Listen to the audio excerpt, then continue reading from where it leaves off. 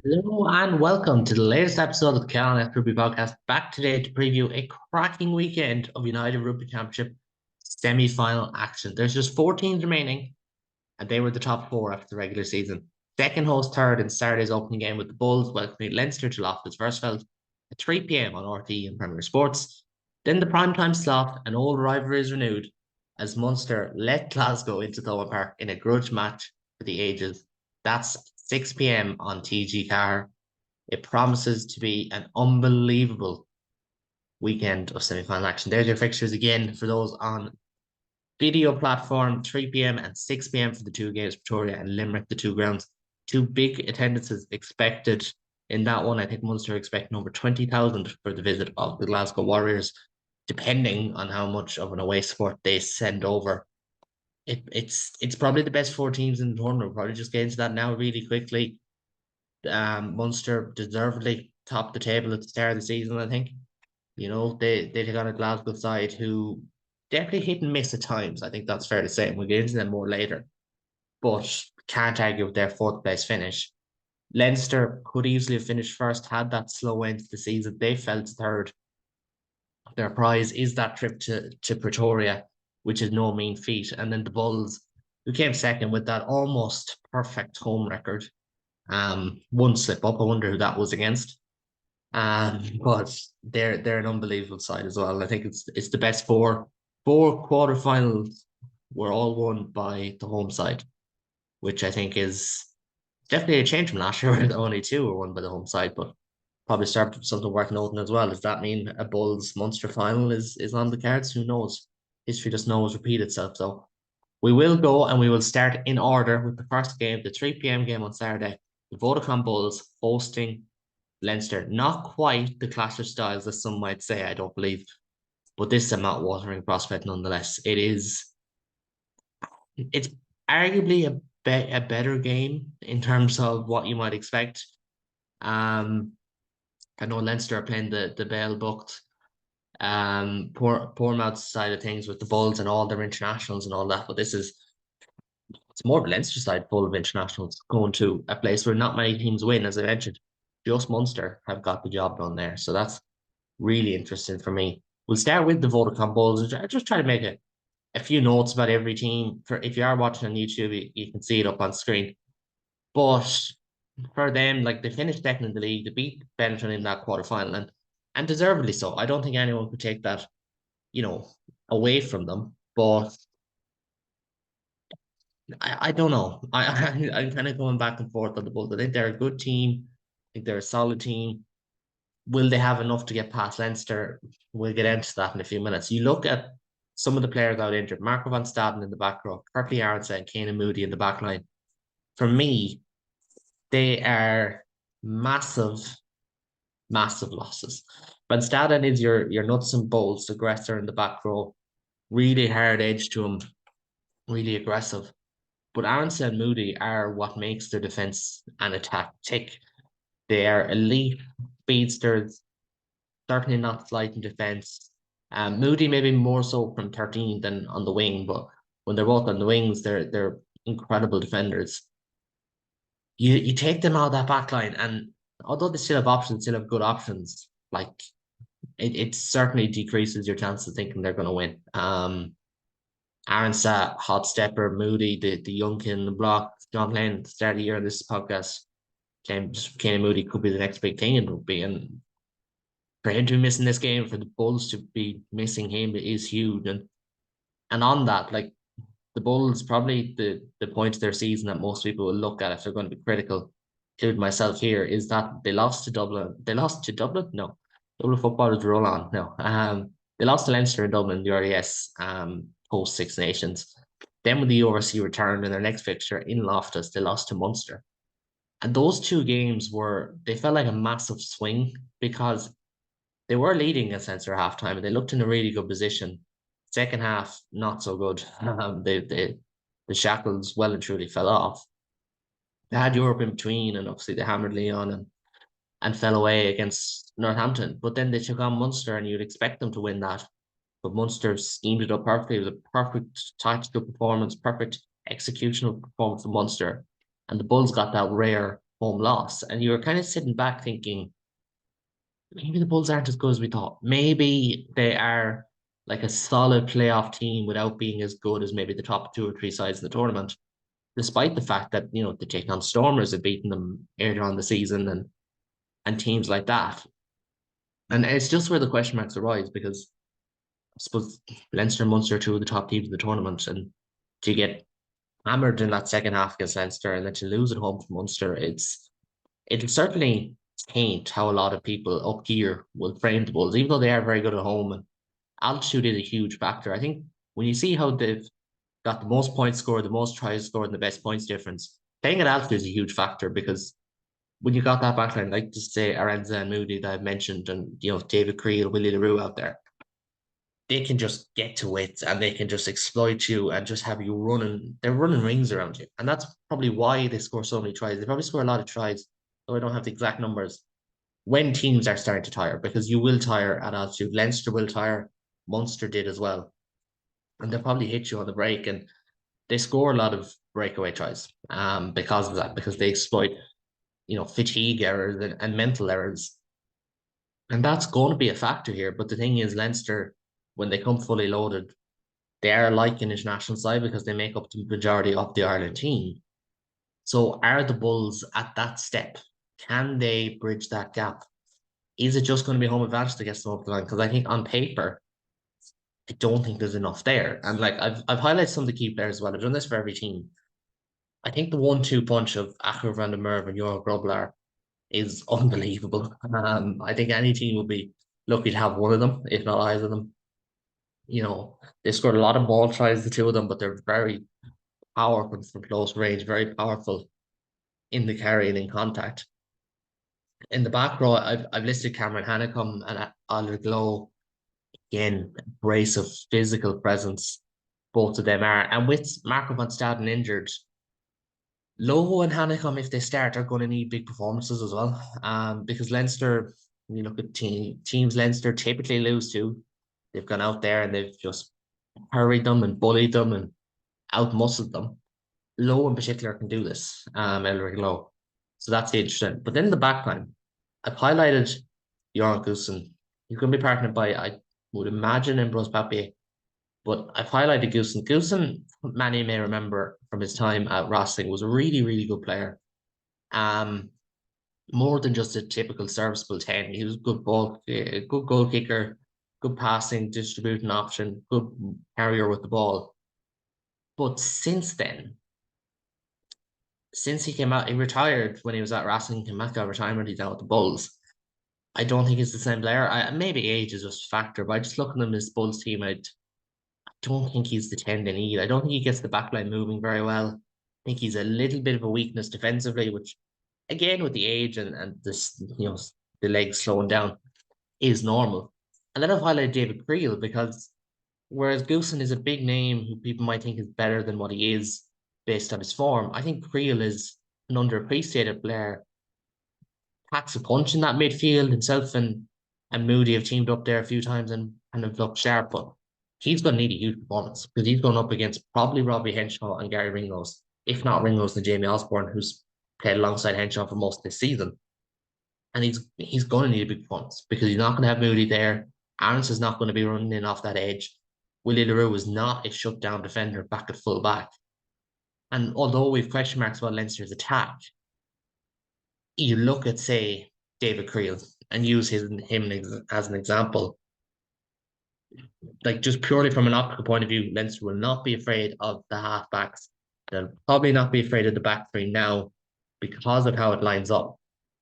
So you're going to need a huge performance, I think, from David Creel. You're going to need a huge performance from probably Creel, Lowe, and probably whoever their starting hooker is.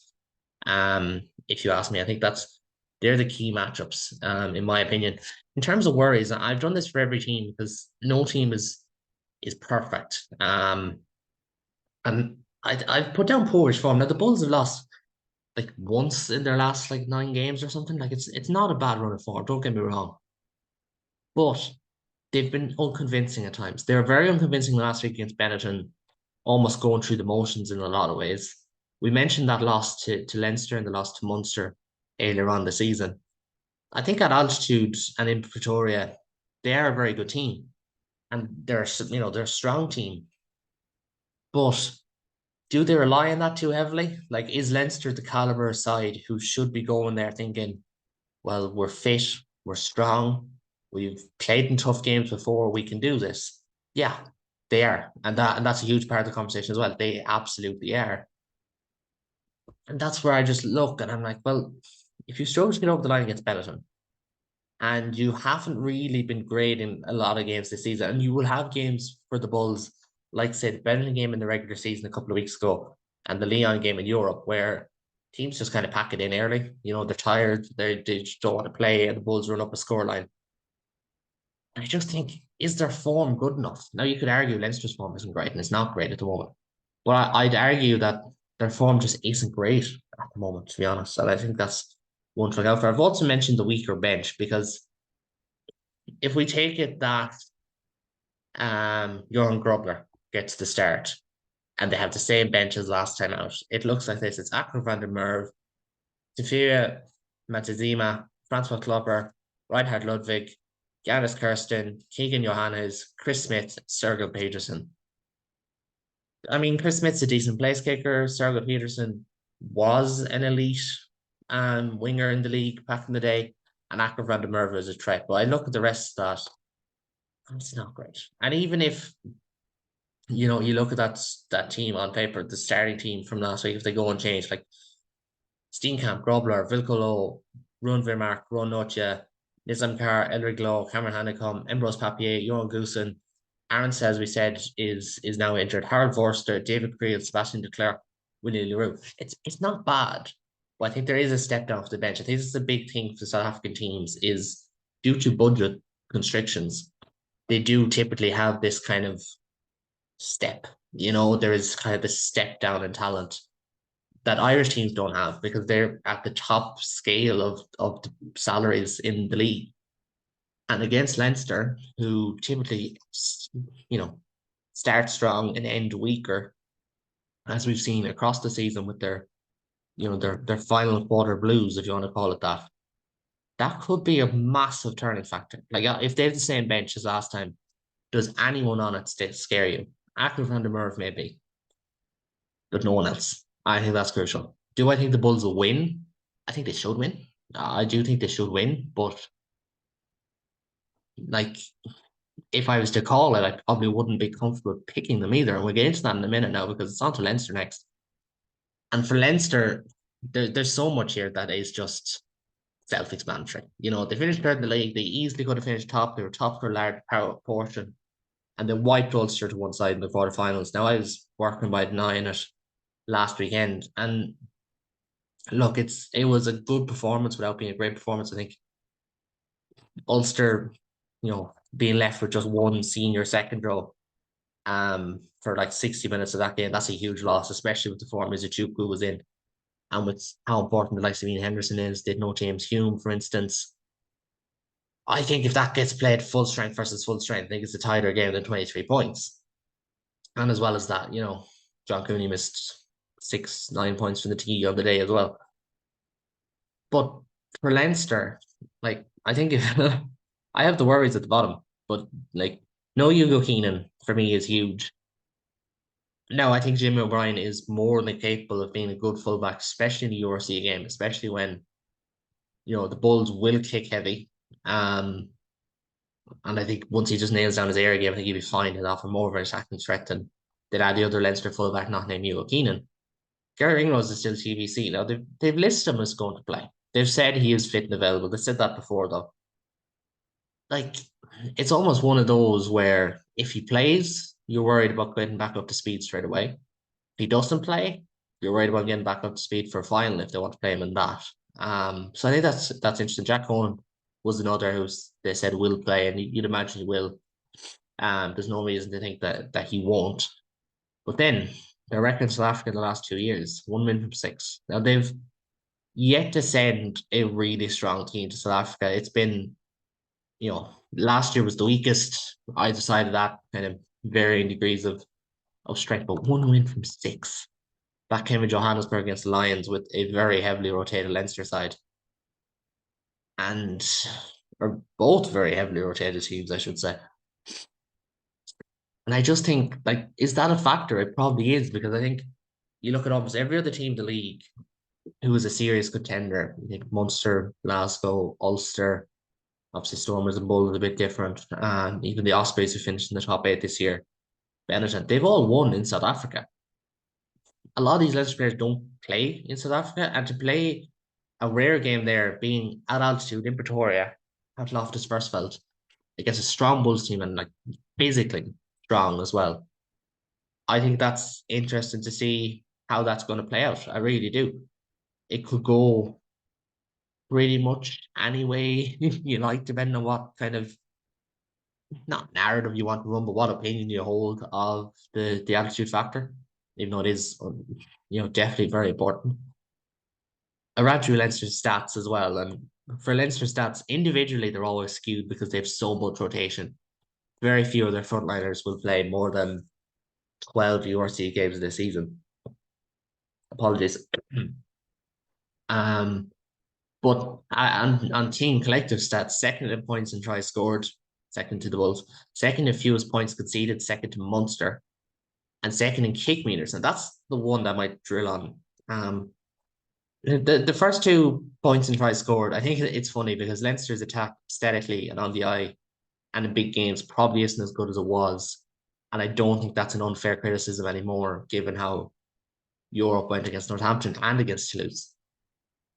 But they'll have games like Benetton and, the Welsh regions and say Edinburgh, the wipe to throw with in the RDS, where I don't know what it is, but I think there's a freedom. I think there's an element of once our pack isn't being asked to do too much, their explosivity around the park is going to be huge. Like to say, Caleb Doris is a prime example of this when he's not having to protect every ruck ball and carry in the tight end every exchange.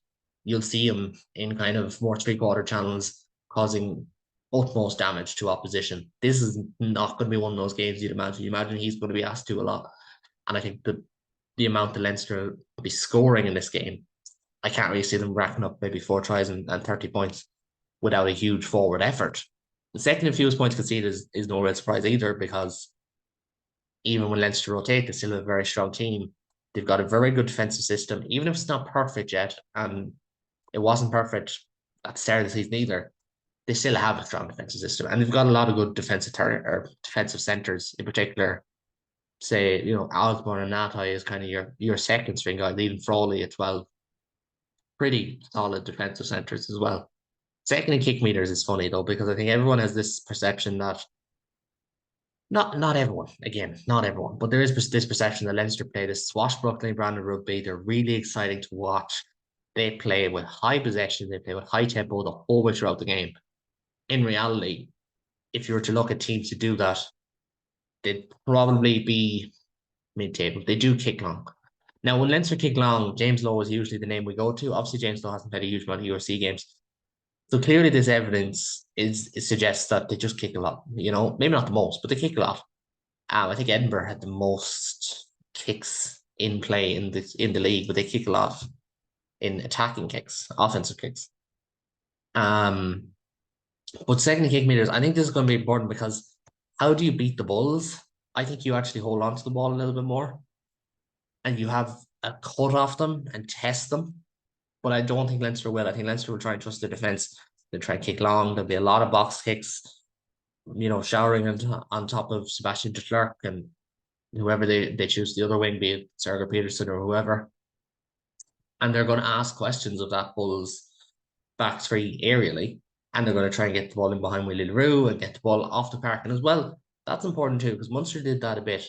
Munster kicked to the edges when they played the Bulls in Pretoria, knowing that they have a good kick chase game, which Leinster probably don't have the best kick chase wingers in Ireland in Larmour and Lowe, but Lowe more of a disruptor anyways when he gets up there.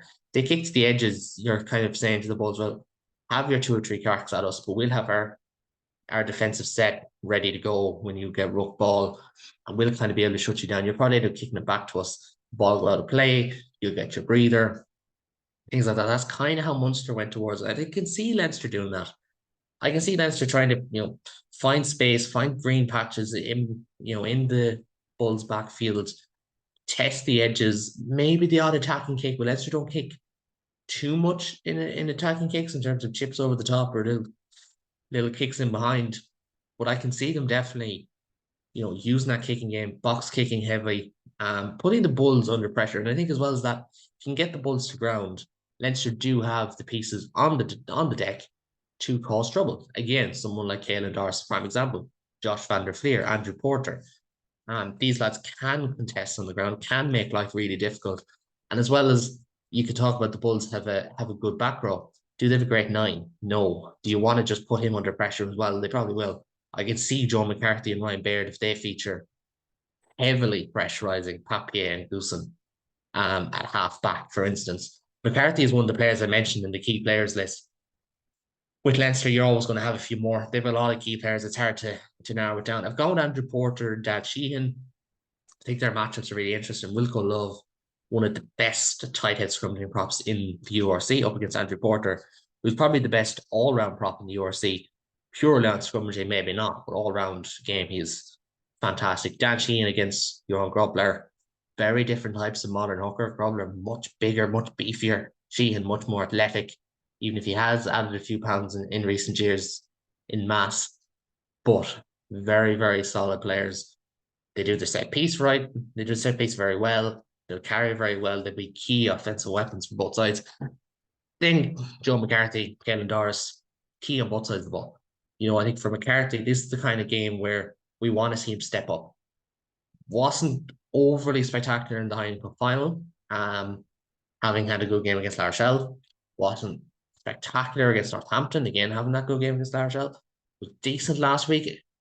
Granted, not Ulster's best second row pairing. We did have a good game. This is where it's going to need to be huge for them. Ruan Norcia and Mark are going to be tests from. They're going to be big, powerful men who will not shy away from contact. They're not going to shy away from. They're just not going to be afraid of Joe McCarthy. I think that's a huge factor in it, And I think the Bulls will have a plan to try and negate him as Leinster's chief power forward in that pack. Caelan Doris is the player that most teams look to target as well in that back row. Make sure he's having to do an awful lot more dirty work. We've seen with Ireland in the Six Nations, he can do, he can be there in offensive ruck arrivals. He can be very efficient in offensive and defensive rucks and still have a big game. But I think for Leinster, for him to play well, I think he needs Porter, Furlong, McCarthy, Van der Fleer to have big games in that department, so he can kind of flourish because he is their primary ball carrier. And I think that's really important. Jameson Gibson Park and Ross Byrne I've mentioned. Does Ross Byrne get to start? People will discuss that. I think he will. Gibson Park is Leinster's best player this season. He's integral to what they do. Will the Bulls try and hurry him and pressure him? And yes, they will. But I think what's interesting to me is for both these guys is their kicking game and how that unfolds. What sort of a kicking game will they implement? Will Gibson Park kick off box kicks very often?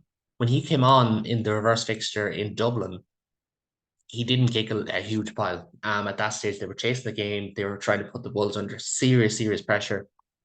And Gibson Park went up through the motions. I think he can do this time around, but the only thing is he's going to have to go 80 minutes at altitude for Leinster to have a chance. And sometimes the best recipe for playing the Bulls away from home is pacing yourself. Some teams get off to fast starts and they're, effect after 15 minutes. So that's going to be interesting. I think Ross Byrne needs a big game here just for his own self-confidence, because I think some of the talk around him, as I mentioned last week, it's just a bit frustrating at this point, to be honest. So I think that's worth noting. James Lowe, Jimmy O'Brien. I think Lowe, if he was up against Moody or Aronside, be a little bit more fearful because they'll have that pace. But Lowe's emergence, and we've tracked this during the season, as kind of more of a power winger.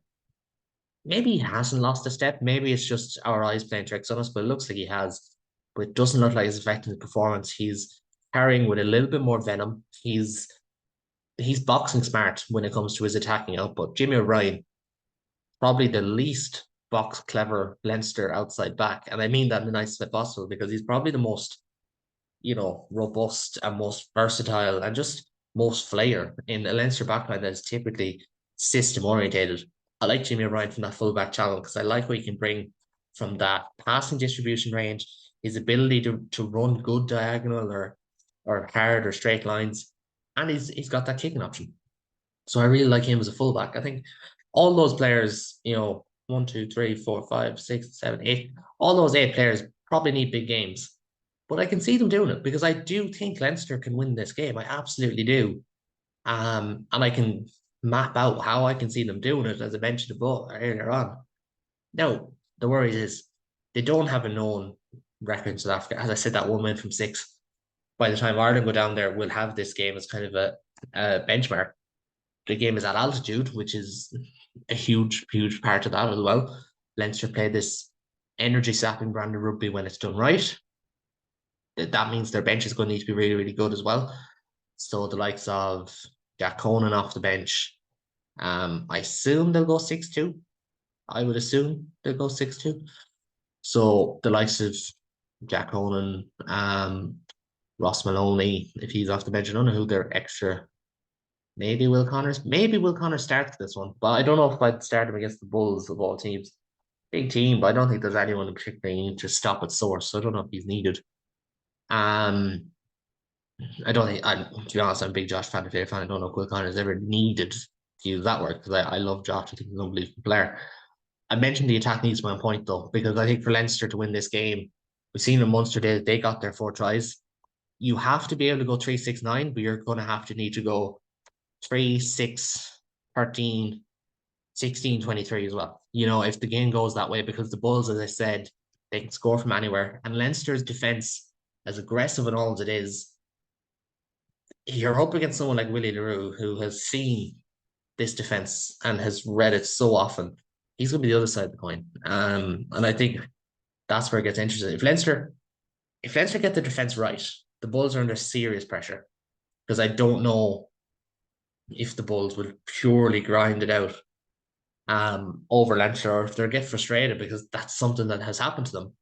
Likewise, if the Bulls do click, Leinster, does their attack have what it takes to go and to keep the pressure on? And you can say their attack was okay in the final. I don't think it was great personally. That's the way I'd put it, but it needs a big performance here. It needs Jamison Gibbs Park to be at his best. It needs. I've seen a couple of, strays being thrown at Robbie Henshaw as a 13. I think Henshaw's a good 13 for Leinster. I think he's a better 13 for Ireland, just on a systems basis. But they need to get that attack going. I think they're going to need big performances, as I said, from the men above. The likes of Jimmy O'Brien is in that fullback role. James Lowe on the edges. Caelan Doris, don't want him having the highest defensive and offensive ruck entries and the most amount of tackles and the most amount of carries. Because even if he does it, it probably won't be as effective if he has to at all. Artie needs a big performance. His offensive ruck work is his biggest work on the game at the moment and has been for quite some time. He's going to need a huge performance there. Andrew Porter is phenomenal at ruck time. He's in that caliber of player that I would say he hits the ruck, it says hit. He's in that caliber. He's a huge game. They just need to get good service for James Gibson Park and hope everything outside it works. I'd like to think the Leinster have been working a lot on their attack and it looked better last week against Ulster. And yes, you can say Ulster and no James Hume, who's a huge part of their defence. But it needs to click. Because even if it doesn't this week and they still win, they'll need it next week against Munster or Glasgow. That's the other side of things. Going to move on because we do have another game to talk about. And I'm not really sure how long I've been talking yet, but we do have to talk about the next game, Munster against Glasgow. It is one of the great rivalries in League Group B from teams not in the same country. It's first against fourth. It's a repeat of last year's quarterfinal. It is the grudge match of all grudge matches. It's at 6 p.m. on Saturday in Thomond Park, live on TG Cahir, live on Premier Sports, on Flow Rugby, URC TV, Supersport, wherever you get your rugby. And I'm nervous already. I'm recording this. It is 12:19 on Thursday, the 13th of June, the middle of the day. And I'm nervous already. I recorded a Red Army podcast earlier in the week with Patricia, and yeah, I'm nervous. But here's some of the good points. Munster finished first in the league. Unbelievable comeback from where they were after 9 games, but they're in 11th spot. Even in a very convoluted league, it's still a fine achievement to jump 10 places in 9 rounds. They defeated the Ospreys 23-7 in that quarterfinal. I was there. I don't really understand some of the doom and gloom, if you will. I didn't really understand it, but you're gonna get that. Like it's Munster. You're always gonna get that. Thought it was a pretty crude performance, through caution to the wind. It was a pretty shitty evening. It was cold in the month of June. No, I was gonna say no one wanted to be there. The fans who were there wanted to be there. They made their voices heard, but look, that's sport, isn't it? I think when Munster are in a position where they can't win, even when they win, they're probably doing something right. Injuries, and this is where I could list a load of players who are out injured for Munster, and these are the main ones. And they're not the biggest losses. Like Dave Coyne hasn't done a huge amount for Munster in the last two seasons. John Plain has played one game this season, massive for them last season. Only played one game this season. Edwin O'Dogbo's been out since Christmas. So we kind of know that, you can have planned around that. Palmer Hearn, there's the first big loss for me. Roy Scannell and Joey Carberry as well, because they're out, your ability to go 6-2 has changed. Now, by the time people listen to this, Munster may have named their team and gone with a 6-2 bench split. I think when they had a Hearn and they had Carberry, it made a hell of a lot more sense. Now, it's very hard to call. I've noted here that Munster won their last two matches against Glasgow, but they lost in Thomond in 2023. That win for Glasgow in Thomond Park was their first in about 10 years when that happened last March. Jamie Lyle and Rugby Pass wrote a brilliant piece about this rivalry. Go check it out if you want. And it was a surprise to me because it always felt like Glasgow would rack up and they put up a performance, but these two sides hate each other.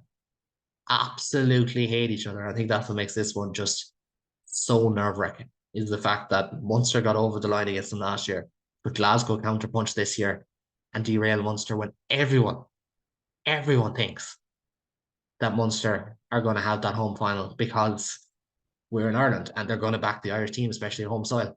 Maybe outside of Ireland, that's not the case, but that's the perception I'm getting here.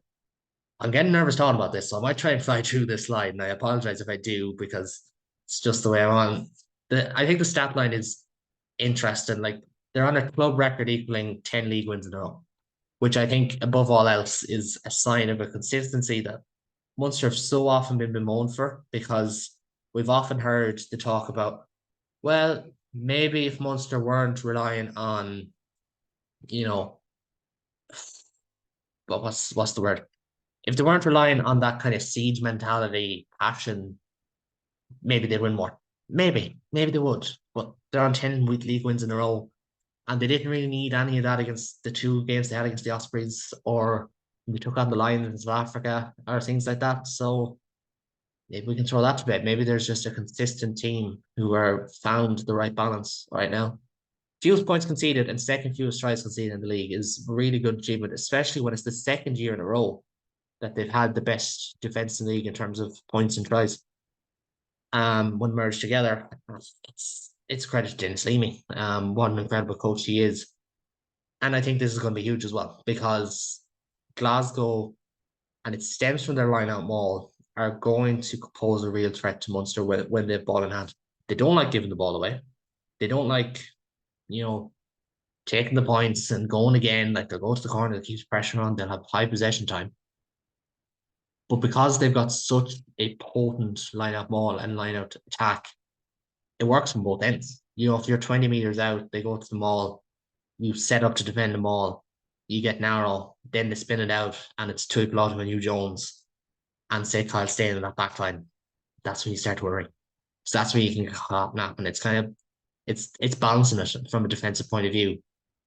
Now, that said, I haven't listed any Munster's, front row and their kind of key players. I've kind of almost listed in duels. So I have Jorge Snyman and Tyke Byrne, Frey Casey and Jack Rowley, Calvin Nash and Shane Daly, Alex Dankerveld, and the bench impact.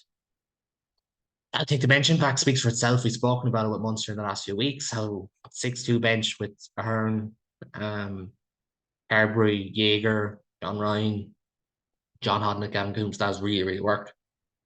Does Gavin Coombs drop to the bench this week potentially? Does John Hodnett drop to the bench this week potentially? Get into that maybe in a minute. Jorge Snyman and Tyke Byrne, they're playing good rugby together. Maybe not both playing unbelievable performances at the same time. Like Tyke was really good last week. Jorge Snyman was really good in, a couple of other showings. but they're playing solid rugby. And to have both of them, and to have that double threat it's a luxury. It's a luxury no other team has, and no other team will arguably have for quite some time. Because even when Snyman goes to Leinster next year, I don't think any of the Leinster second rows are around Burns level. Do you know what I mean? So there's that element.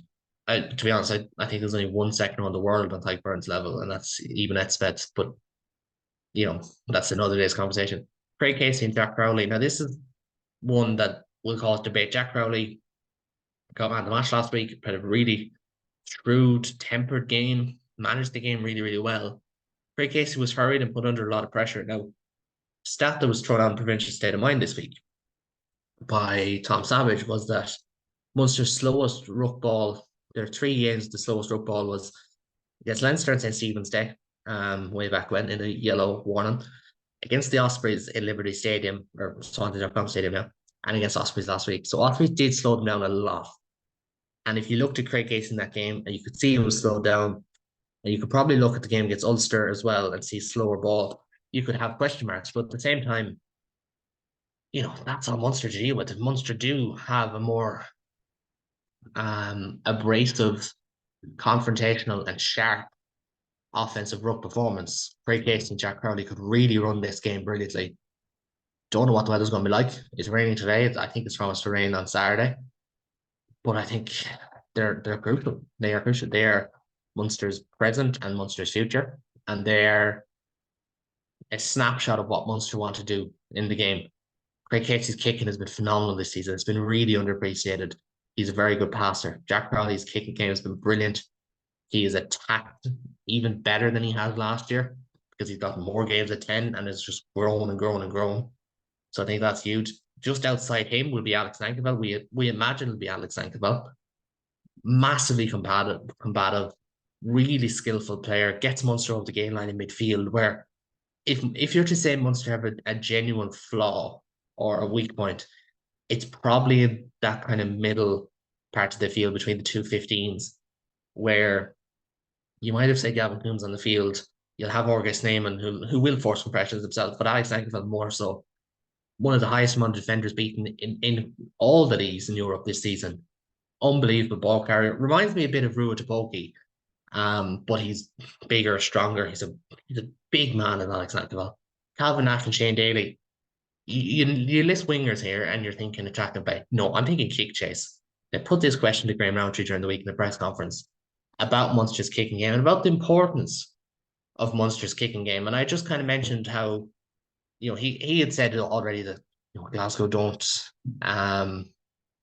kick the ball a lot and they'll hold on to it. And when I asked him about the kick chase, how important that is, he was very quick to laud them and talk about how well they've done. He said it's something they track in training in terms of speeds and distance and how quickly they get off the line. And you can notice it. I think Calvin Nash and Shane Daly, along with Jack Crowley, Craig Casey, maybe even Simon Zebo, there is a genuine, when Munster go to that kicking game, and it's something that they've been criticised for doing and for not doing at the same time, I think there's a threat there. There's guys who can get up and compete, maybe win the odd ball, definitely take a man and ball hit when the opposition player comes down. And it just makes life harder for opposition teams who just advance the ball without any real threat of it being run back straight away. And I think they need a big game. Now, if I was to have a worry, it's the fact that Tom Ahern and Joey Carberry aren't there. I think Munster, when they had that 6-2, looked fearsome. There's a reason why at halftime of that Ulster game, I thought they'd still squeak it out, and they did.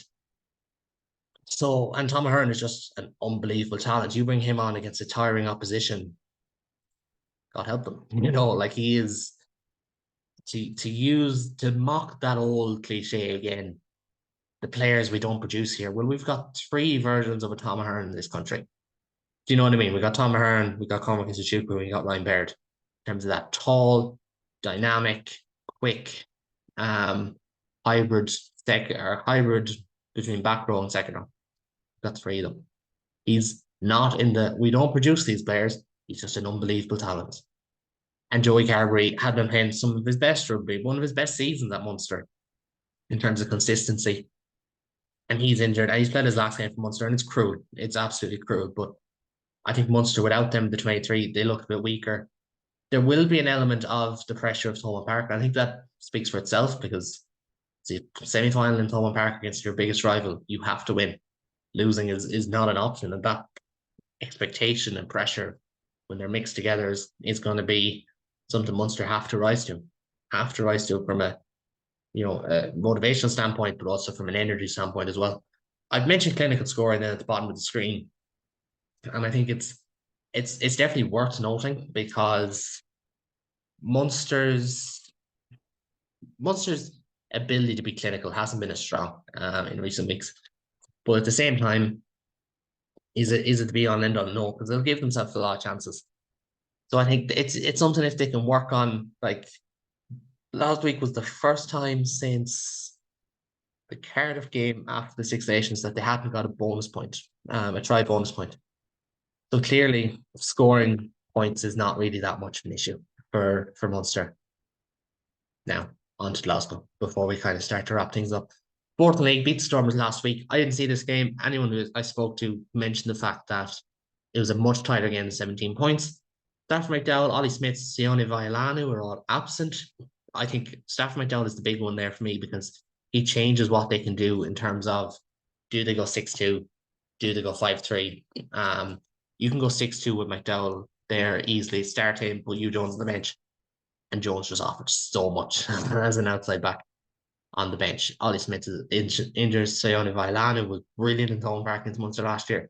He's one of those aggressive leads from the front options in their defence.